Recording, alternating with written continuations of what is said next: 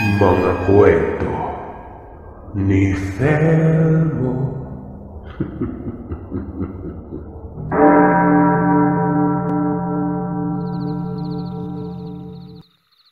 Isang pagbati ng magandang gabi sa lahat ng mga kagiliw at magandang gabi na rin po, Sir Seth. Itago niyo na lamang po ako sa pangalang Bitina. Nakatira sa bandang Novaliches. Sa ngayon ay nandito na ako sa ibang bansa at nagtatrabaho. Mahilig akong makinig sa mga kwentong kababalagan, lalong-lalo na sa channel mo, kapag nagpapalipas ng oras. Gusto ko lang pong ibahagi sa inyo ang isang kwentong hango sa totoong karanasan ng bunso kong kapatid na si Patricia. Ilang taon na ang nakalipas nang mangyari ito. Saksing buhay ako sa bawat pangyayari. Hindi ko alam kung ano ang magiging reaksyon ng mga masugid mong tagapakinig. Oras na mapakinggan nila ang karanasang ibabahagi ko.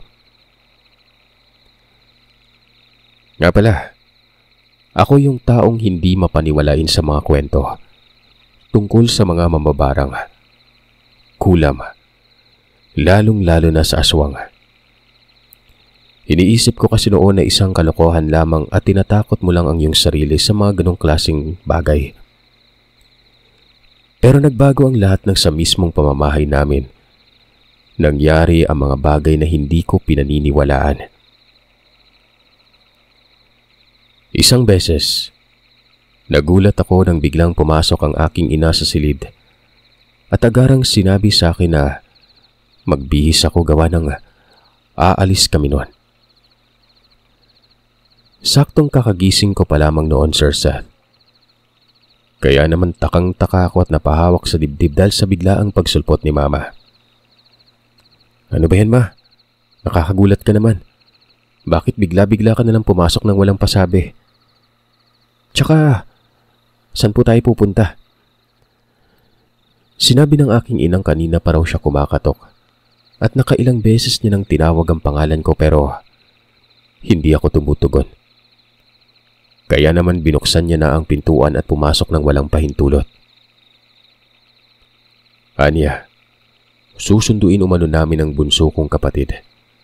Kaya't pinagmadali niya na akong magbihis at baka kanina pa umano naghihintay yon. Tumayo na nga ako at nagbihis nun. Nang magtapos ay nagkape lamang ako sandali at umalis na nga kami ni Mama. Sinundo namin sa airport ang kapatid ko. Ilang taon nang nagtatrabaho sa Cebu ang kapatid ko bilang bank teller. Kaya siguro ganun na lamang kasabik ang aking inang makita si Patricia at makasama. Nang makarating na kami sa paliparan, laking pagtataka ko nang makita ang kapatid kong inaalalayan ng isang lalaki papalapit sa amin. Noong una, hindi ko pa malinawang makita ang mukha ni Patricia dahil sa napakabagal nitong maglakad habang inaalalayan ng lalaki. Pero noong tuluyan na itong makalapit, doon na kumunot ang noo ko at hindi ko mapigilan ang sariling mag-alala. Sobrang payat niya, nangangalo mata, na para bang may matagal nang iniindang sakit.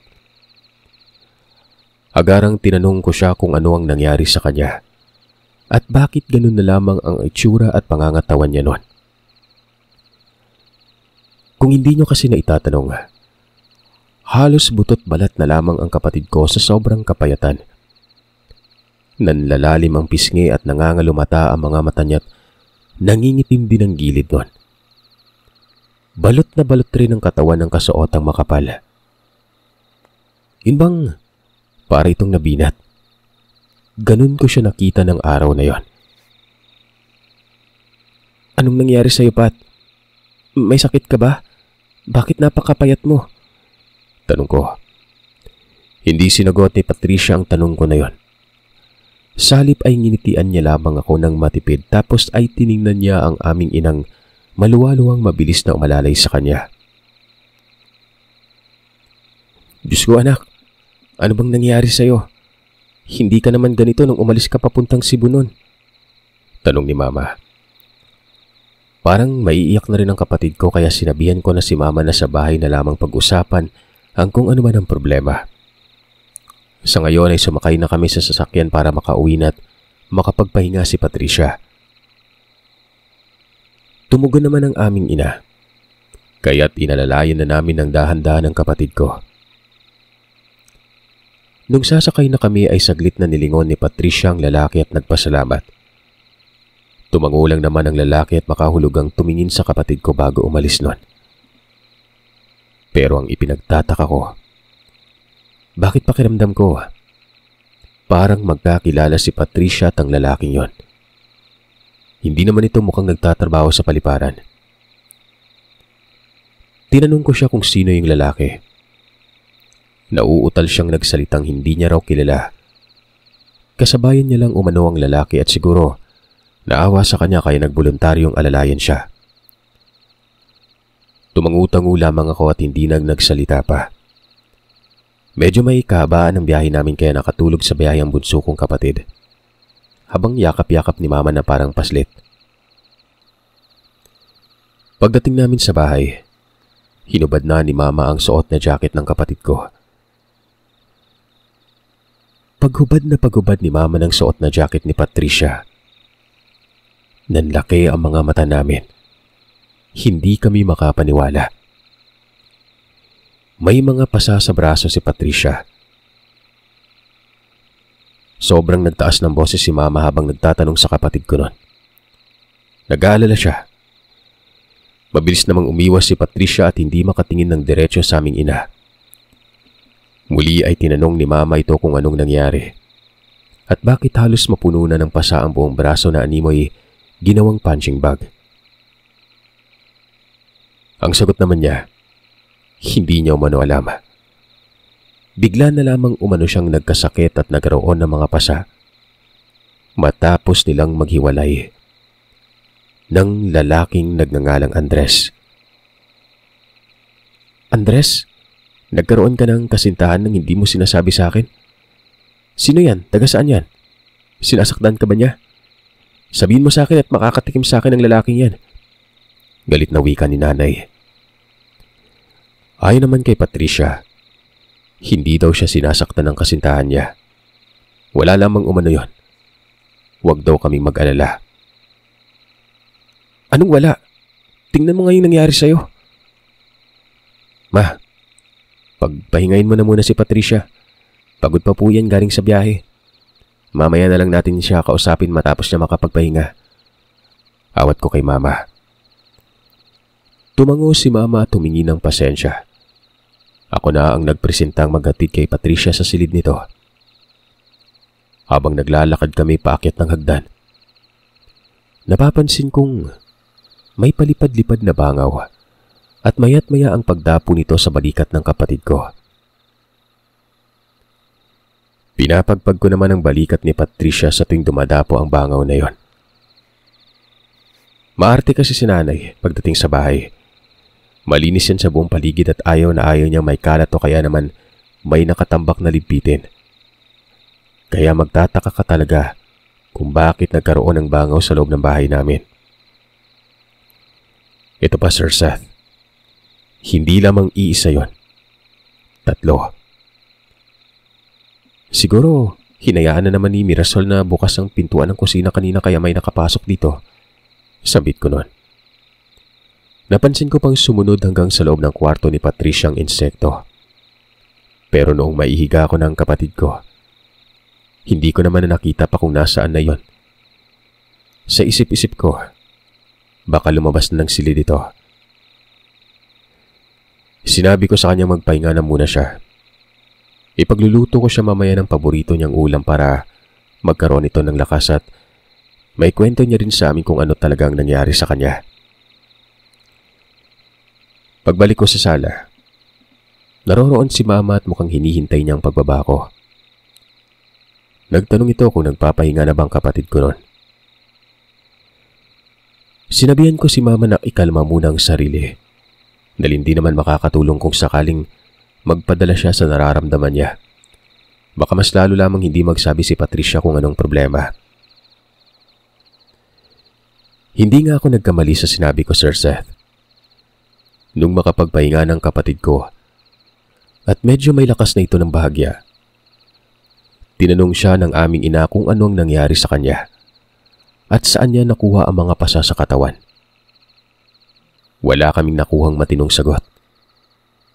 Iyak lamang siya ng iyak at walang malinaw na usapan ang naganap. Sa paglipas ng mga araw ay may kakaiba na akong napapansin sa loob ng pamamahay namin. Pakiramdam ko ay may mga matang nagmamasid, lalo na sa mga sandaling naging tahimik ang buong paligid at kaming tatlo lamang ni Mama at Patricia ang tao sa bahay. Isang gabi, mga pasado 8:00 na noon ang maisipan kong mamintana. Nainitan kasi ako at parabang napakaalinsangan ng mga sandaling yon. Binuksan ko ang bintana. Nilanghap ang malamig na hangin dumantal sa balat ko. Mga ilang segundo lang ang lumipas noong may natanaw akong parang isang babae sa hindi kalayuan sa mismong labas ng bahay namin. Nakatitig yon sa gawin ng bahay namin at parabang nagmamasid. Sa una, hindi ko muna pinansin sa pag-aakalang wala lamang yon. Kung magagaya ko, nagpapahangin lamang yun at naglalakad-lakad tapos huminto malapit sa may puno ng mangga sa may gilid ng daan para magpahinga. Pero habang tumatagal, parang kinukutuban na ako ng hindi maganda. Pakiramdam ko, parang may malinon. Ilang minuto na kasi ang dumaan pero hindi pa rin umaalis ang babae. Nanatili pa rin itong nakatayo at nakaharap sa bahay. Nga pala, madilim sa parte kung saan ako namimintana. Pinatay ko kasi ang ilaw ng gabing yon. Kaya't mula sa labas ng bahay, ay hindi ako makikita o walang makakapansing may namimintana sa parte ng kinatatayuan ko. Subali ayun na nga, dahil sa hindi maganda ang kutob ko sa nakikita ko noon. Sinarado ko na lamang ang bintana at pinuntahan si Patricia sa silid niya. Naisip ko kasing baka magnanakaw yung taong yun at nagmamanman sa mga bahay na pagnanakawan. Hindi pa man ako nakakalapit sa pintuan ng silid ni Patricia noon. Nakita kong nakauwang yon at parang may tao ang mabilis na pumasok sa loob dahil sa aninong nakita ko. "Sino ka? Anong gagawin mo dyan sa loob ng silid ni Patricia?" Sigaw at mabilis nang nilapitan ng pintuan at nilakihan ng pagkakauwang. Kinapa ko ang pintuan ng ilaw at nang mabuksan ay agarang sumalubong sa akin ang napakabahong amoy. Aboy nabubulok na laman yon. Para bang naburo yon sa loob ng silid ng kapatid ko. Sandali pa akong napatakip sa ilong bago pumasok sa loob nun. Pagpasok ko, hindi na ako nagsayang ng oras. Hinanap ko na kaagad ang taong pumasok sa loob ng kwarto ni Patricia. Alam ko kasing hindi yun ang kapatid kong lalaki. Dahil ang mga oras na yun ay kasalukuyang nasa biyahe pa ito pa galing sa trabaho. Kahit na maliwanag ang silid, mahimbing pa rin natutulog ang kapatid ko noon. Makalipas ang ilang minuto, nahalugog ko ng kabuuan ng silid ni Patricia. Pero hindi ko pa rin makita-kita ang taong pumasok noon. Ni bakas, wala akong mahagilap. Kaya't napapaisip na ako kung namamalikmata lamang ba ako. Maya-maya pa, narinig kong umungol ang kapatid ko na parabang nananaginip siya ng hindi maganda. Mabilis ko na siyang nilapitan at nag-aalalang niyugyug ng marahan ng balikat. Nakailang beses ko nang sinambit ang pangalan ng kapatid ko nang sa ganon ay magising ito. Pero wala. Salip, ang kaninang ungol lamang na naririnig ko ay napalitan na yun ng paghikbi. Nakaramdam na ako ng takot nang marinig ko ang paghikbi ni Patricia. At alam kong kahit na anong gawin kong pagyugyug sa kanya, baliwala lang. Saglit akong lumabas ng silid at tinawag ang aking ina at sinabi kung ano ang nangyari kay Patricia noon. Tumakbo si Mama papasok sa silid niya. Ginising ito ng ginising. Nagkagulo na sa loob ng silid na mga oras na yon. Maging si Mama, hindi niya magising-gising ang kapatid ko. Napapaluha na siya habang walang tigil na niyuyugyug ang balikat ni Patricia noon. Mabuti na lang, dumating ang kapatid kong lalaki. Kaya napagpasya na naming dalhin sa ospital si Patricia. Sa hindi sinasadya, Sir Seth, nang bubuhati na sana ng kapatid ko si Patricia noon, nasagi niya ang basong may lamang tubig na nasa gilid ng higaan. Natapunan ng bahagya sa mukha ang kapatid ko. Sa maniwala man kayo't sa hindi, matapos matapunan ng konting tubig, bigla na lamang siyang nagising at napasinghap na para bang nanggaling ito sa napakalalim na pagkakatulog. Diyos ko anak, anong nangyari sa'yo? Tinakot mo ako. Nanghihinang tumingin lamang si Patricia sa amin at walang salitang namumutawi sa bibig niya. Nang gabing yon ay sama-sama kaming natulog sa silid ni Patricia. Sinabi ko na rin sa kanilang tungkol sa nakita ko. Pero hindi ako sigurado kung totoo ba yun na namamalikmata lamang ako. Kinabukasan, mag-aalas 10 pa lamang, nang mapagpasyan ko magluto na ng pananghalian para pag nagising ang kapatid ko ay kakain na kami. Sakto namang walang ginagawa ang kapatid kong si Mirasol kaya't nagpatulong na ako sa kanyang mag-asikaso. Inutusan ko siyang bumili ng mantika sa labas.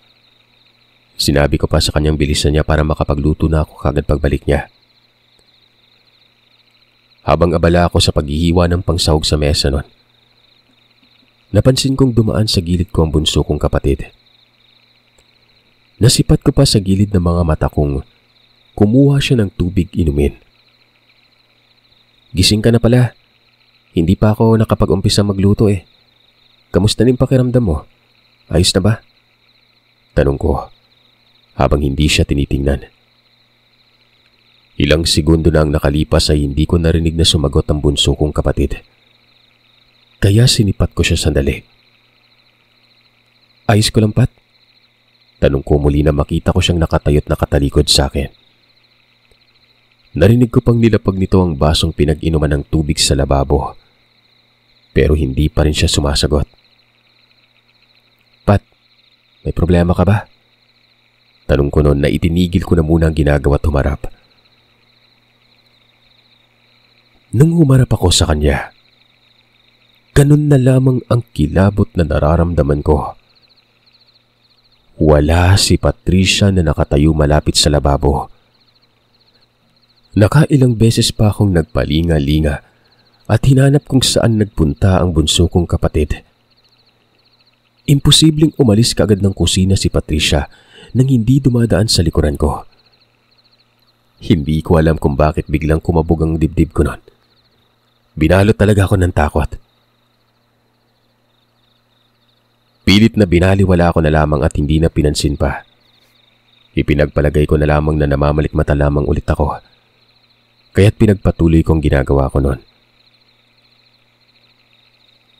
Habang naghahanda ako ng pagkain sa mesa, nakita kong inaalalayan ng aking ina si Patricia pababa ng hagdan. Kaagad na umagaw sa atensyon ko ang suot niyang damit dahil kaparehong-kapareho yun ng suot ng babaeng nakita ko kanina. Ilang beses ko pang ikinurap-kurap ang mga mata ko. Kinusot para masiguradong tama nga bang nakikita ko noon. Nang tuluyan na makalapit ng dalawa, tinanong pa ako ni Mama kung ano ang nangyari. Bakit parang nakakita umano ako ng multo? Nauutal namang tinanong ko si Patricia kung pumunta ba siya ng kusina kani-kanina lang. Ano ka ba namang bata ka? Bakit mo naman naitanong yan alam mo namang halos hindi na makatayo mag-isa tong kapatid mo?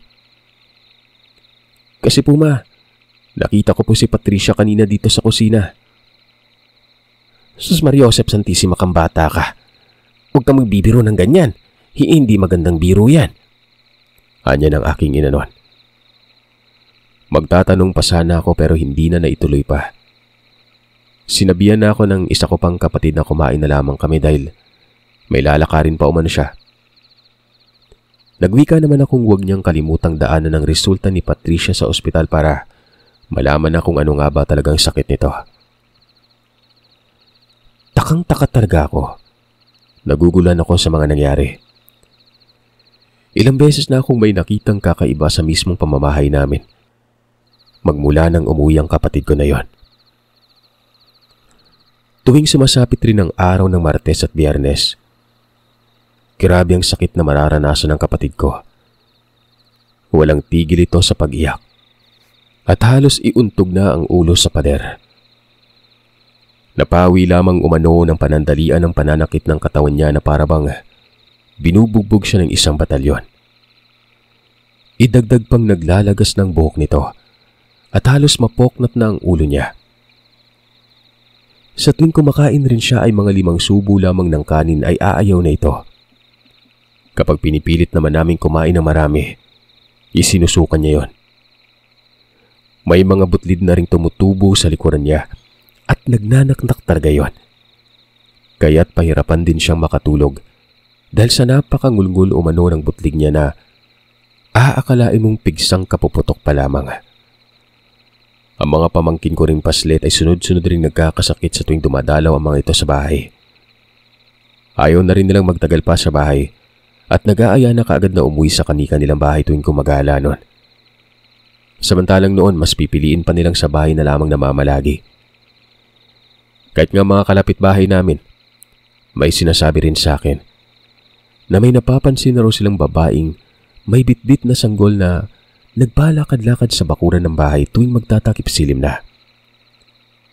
Ang buong akala nga raw nila, may bisita kami palagi sa bahay. Base sa pagpapaliwanag ng kapitbahay na yon, palagi umanong nakasuot ng itim na belo ang babaeng may karga-kargang sanggol. Nakakatakot daw yung pagmasdan. Itim na nga ang belo, itim pa ang suot nitong bestida. At ang higit na ipinagtataka nila, nakapaalamang ang babae habang palakad-lakad sa bakuran. Hindi ko na nga napigilan ng matakot matapos kong marinig ang usap-usapan sa labas ng bahay. Kako, bakit magmula nung dumating si Patricia, marami nang kakaibang nangyari sa amin? Pakiramdam ko rin, parang may tinatagong lihim ang kapatid kong yon na ayaw niyang sabihin. Sa tuwing sinusubukan kasi ni Mama na buksan ang paksa tungkol sa kung ano ang mga ginagawa ni Patricia sa Cebu, hindi yan sumasagot ng matino. Parang sinasadya niyang iwasan ang mga tinatanong ni Mama. Isang gabi, pagbukas ko ng pintuan ng silid ko, napasinghap ako nang makita ko si Patricia na nagmamadaling tumakbo papasok sa kanyang silid. Gulat na gulat ako noon gawa ng paano makatakbo ng ganun kabilis ang kapatid ko gayong para na nga siyang bangkay. Kumbaga, buhay pa nga, pero unti-unti nang inaagnas ang katawan. Kaya't imposibleng siya yung babaeng nakita kong mabilis na pumasok sa mismong silid niya. Langya, hindi na talaga maganda to ah. Duda na talaga ako na may hindi na tama sa mga nangyayari. Sambit ko nun. Nagmadali akong pumunta sa silid ng kapatid ko para kumpirmahin hindi siyang nakita ko. Paglapit ko sa silid nun, dahan-dahan kong binuksan ang kwarto. Sinilip ang kapatid ko. Kumpirmadong naroroon siya at kasalukuyang mahimbing na natutulog. Kaya napaisip ako kung sino yung babaeng nakita ko nun. Nagulat naman ako at napaiktad nang biglang may tumapik sa balikat ko. Nang lingunin ko kung sino, nakita ko si Mama. Siyempre, tinanong ko siya kung bakit gising pa siya sa ganung alangaring oras. Hindi ako makatulog, anak. Kanina pa ako kinakabahan. Naiisip ko yung kapatid mo. Hinila ko si Mama palayo sa silid ni Patricia. Baka kasi magising ito at marinig ang sinasabi ni Mama. Ma, ano kaya kung patingnan natin sa albularyo si Patricia? Alam niyo po kasi, nakailang beses na tayong nagpabalik-balik sa ospital pero wala pa rin. hindi pa rin alam ng mga doktor kung ano ba talagang sakit niya. Ayon kay nanay, yun din numano ang plano niya. Nakaraang araw umano kasi ay nakausap niya ang kumari niyang kakarating lamang galing Samar. Sa hindi inaasahan ay nagkita sila sa bayan. Nangangamusta yon, kaya't nasabi niya ang tungkol sa pinagdaanan ni Patricia. Bigla kong naalala ang palaging ikinikwento ni nanay noon. Alam kong nabanggit niya sa akin na isang manggagamot ang kaibigan ni Mama. Kaya naman sinabi ko sa kanya na kung pwede, patingnan namin sa kaibigan niya ang kalagayan ni Patricia. Baka sakaling malaman nito ang patukoy kung ano talagang sakit ng kapatid ko noon. Kinabukasan nga pinuntahan namin ang bahay ng kaibigan ni Mama sa kabilang bayan. Nakiusap ang aking inang tingnan nito ang kapatid ko at kung maaari gamutin na rin. Nung una, nag-aalangan pa ang kaibigan niya dahil may katagalang panahon na rin itong hindi na nanggagamot. Pero hindi tumigil si Mama na makiusap sa kaibigan niya. Hindi naglaon. Napapayag niya nga ito. Kasama na namin si Manang Duday pagbalik sa bahay. May dala na itong kagamitan sa panggagamot. Kung hindi lang talaga kaibigan ay hindi ako papayag. Alam mo namang matagal na akong tumigil sa panggagamot, sabi ni Manang Duday noon. Pasensya ka na talaga pero wala kasi akong ibang kakilalang magaling na manggagamot maliban sa iyo. May mga manggagamot nga dito pero hindi ako kampante kung talagang totoo ba ang mga yon o peking manggagamot. Kaya ikaw agad yung naisipan kong puntahan at pakiusapan. Nang makarating na kami sa bahay, sa bungad pa lamang ng bakuran ay napatigil na si Manang Duday at saglit na nag-usal na mga kataga. Hindi niya ba nararamdaman ang presensya ng demonyo dito? Tanong niya, habang hindi inaalis ang tingin sa pintuan ng bahay noon. Napatingin naman kami dito at kinuwento namin mula nang dumating ang kapatid ko. May nararamdaman na kaming kakaiba. Palagi naming nakikita ang kapatid kong palakad-lakad sa bahay o kaya ay sa bakuran. Tapos ay biglang nawawala. Kapag naman sinisilip namin ito sa kwarto ay nakikita naming tulog yon. Isa pa, ang lubos na ipinagtataka namin. Paano naman makakalakad mag-isa ang kapatid kong yun hindi nga yun nakakatayong mag-isa. Kailangan pang alalayan kahit na pumunta man sa banyo para umihi. Pumasok sa loob ng bahay si Manang Duday.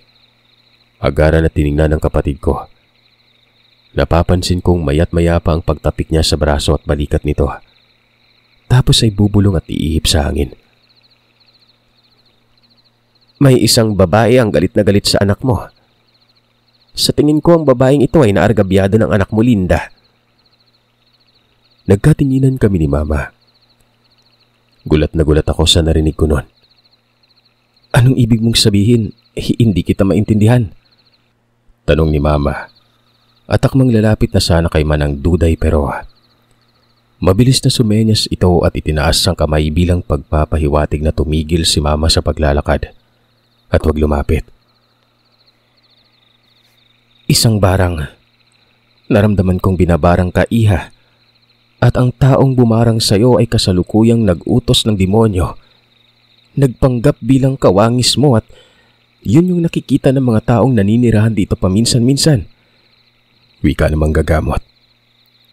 Kunot noong tinanong ulit ng aking ina kung sino ang bumarang sa kapatid ko. At paanong napunta sa pamamahay namin ang sinasabi nitong demonyong nagpapanggap bilang kapatid ko noon. Hindi sumagot si Manang Duday. Sa halip, tinanong niya si Patricia kung may nakaaway ba ito sa lugar na pinanggalingan. Sandaling napaisip si Patricia at sa mahina at utal-utal na boses, sinagot nito ang manggagamot. Anya, malakas ang kutob niya na baka asawa ni Andres ang taong bumarang sa kanya. Andres? Andres ba kaming sinasabi mo? Tama ba ako sa narinig ko? Hindi ba yun yung sinabi mo na may kasintahan ka at nagangalang Andres? Huwag mong sabihin sa akin na nagkaroon ka ng karelasyong may asawa. Kabit ka ba, Patricia? Hindi na mapigilan ni Mama ang magtanong kay Patricia sa mataas na boses nun. Kahit na mahina ang boses ng kapatid ko at halatang hirap na hirap siya, ay pinilit niyang sabihin ng malinaw ang lahat. Ayon kay Patricia, nagpakilalang binata sa kanya si Andres. Katrabaho niya ito at dahil sa binatang ako noong lalaki at walang sabit at maganda ang mga ipinapakita sa kanya. Nahulog ang loob niya rito at huli na nang malaman niya may asawa. Kung hindi pa tumawag ang asawa ni Andres at siya ang nakasagot, ay hindi niya pa malalamang may asawa na pala itong iba. Noon ngang malaman niya yon, kaagad na hiniwalayan niya si Andres dahil sa pagsisinungaling nito, pero hindi ito pumayag. Hanggang sa isang beses nun, may tumawag na mismo sa kanyang babae. Umiiyak ito at nakikiusap na hiwalayan niya ang asawa nito. Sinabihan niya namang hiniwalayan niya na si Andres, pero nagalit lamang ang babae at pinagbantaan siya. Nagsisinungaling umano siya. Nagwika siyang totoo naman talagang sinabi niya at hindi siya nagsisinungaling sa babae. Kaya nga lang ay sadyang napakakulit ni Andres, dahil kahit na ayaw niya na itong kausapin at pilit ng iniiwasan, ay sige pa rin ang kapit sa kanya at pangungulit. Pagkatapos sabihin ng kapatid ko ang lahat-lahat, dun lang naging malinaw sa amin ang lahat nun. Habang ginagamot niya ng kapatid ko, nakita kong nasasaktan si Patricia. Doon ko na rin maliwanag na nakitang may mga insektong maliliit pala sa mga sugat ng kapatid ko. Isa-isa siyang inalis ng manggagamot at nilagay sa boteng babasagin. Pasintabi po sa mga kumakain, Sir Seth, pero noong makita ang maliliit na insektong aakalain mong lintang na sa lupa, sa tuwing hinuhugot ng manggagamot yun mula sa sugat ng kapatid kong nagnanaknak, hindi ko maiwasang maduwal. Hindi lamang 5 o 6 na piraso ang nakuha ni Manang Duday. Napakarami. Maliban doon ay may mga uod pa ang isa-isang naglaglagan mula sa mga sugat na yon, na nilagyan ni Manang Duday ng langis na gawa mula sa niyog na walang mata. Panakanakang umiiyak ang kapatid ko dahil sa sakit na nararamdaman. Sinabi naman ni Manang Duday na tiisin raw ng kapatid ko ang ginagawang panggagamot dahil para lang rin naman umano yun sa kapakanan ng kapatid ko. Kapag naman natapos na ang gamutang gagawin ay giginhawa na rin ang pakiramdam nun. Hindi ko na isasalaysay pa isa-isa kung paanong ginamot ng kaibigan ni Mama ang kapatid ko at kung paano niya napalaya sa bahay namin ang demonyong gumagaya sa wangis niya. Nang matapos ngang gamutin ni Manang Duday ang kapatid ko at sabihing nasa mabuting kalagayan na ito, doon pa lang kami nakahinga na maluwag. Sobra-sobrang pasasalamat namin sa kaibigan niya. Kung hindi dahil sa kanya ay baka tuluyan nang nawala ang kapatid ko. Bago umalis sa manggagamot, pinayuhan kami. Lalong-lalo na ang kapatid ko na sa susunod ay kilalanin munang mabuti ang isang tao. Lalo na kung manliligaw umano ito. Dahil kadalasan sa mga kalalakihan, sasabihin nilang binata sila kapag hindi nila kasama ang karelasyon. Hindi lang umano sa mga kalalakihan, maging ang mga kababaihan ay ganun rin naman. Hindi sa nilalat, Sir Seth, pero karamihan talaga kapag hindi kasama ang karelasyon at may nakitang apple of the eye. Aba, kikiringking at nakakalimutang may karelasyon pala. Lalo na pagdating sa trabaho. Kaya sa susunod, bago pumasok sa isang relasyon, siguraduhin wala kang masasagasaang tao. Dahil sa pangyayaring yon, magpasa hanggang ngayon, hindi na nagkaroon pa ng karelasyon ng kapatid ko. Ang sabi niya, mas gugustuhin pa niyang tumandang dalaga na lamang kesa magkamali ulit.